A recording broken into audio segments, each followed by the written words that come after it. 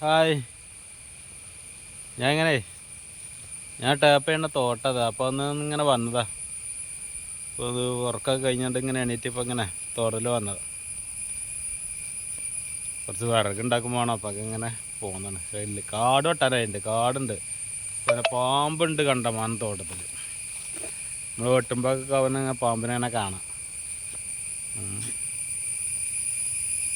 ഞാൻ അതിന് ലൈൻ അടിക്കണോ? ലൈനിൽ വല്ലാതൊന്നും ഇല്ല, എന്നാലും അവിടെ ഇവിടെയൊക്കെ ആയിട്ട് നല്ല കാടുണ്ട്.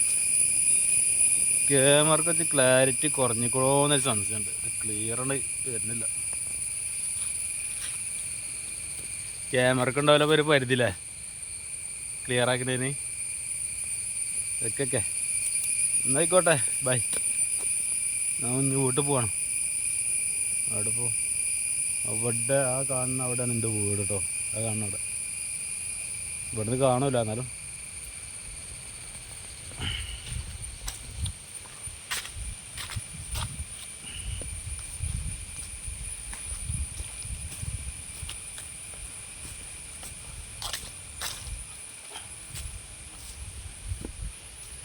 ഒരു തേക്കുമര പതാക ഉണങ്ങി.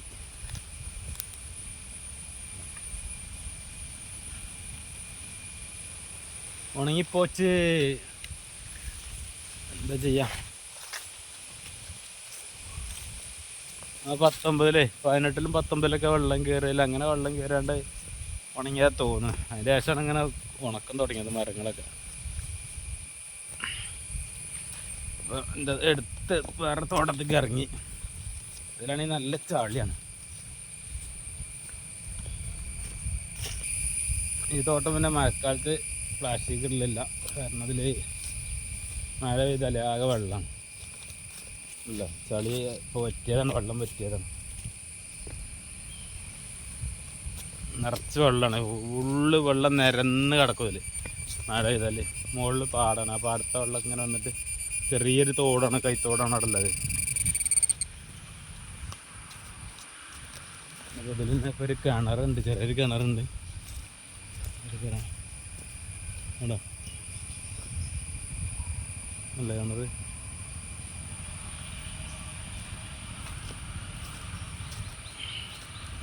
ചളി ചളി.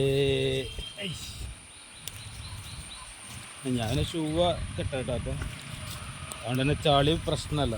ഇല്ല, ചളി കുഴപ്പമൊന്നുമില്ല. അങ്ങനെ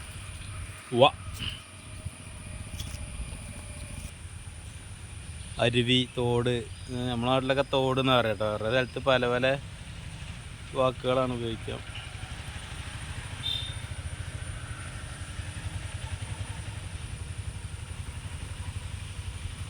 റോഡാണ് ആ കാണുന്നത്. അത്രയും കട്ടിങ്ങിൽ, അത്രയും ആയിട്ടില്ലാണ് റോഡ് ഇറക്കുന്നത്.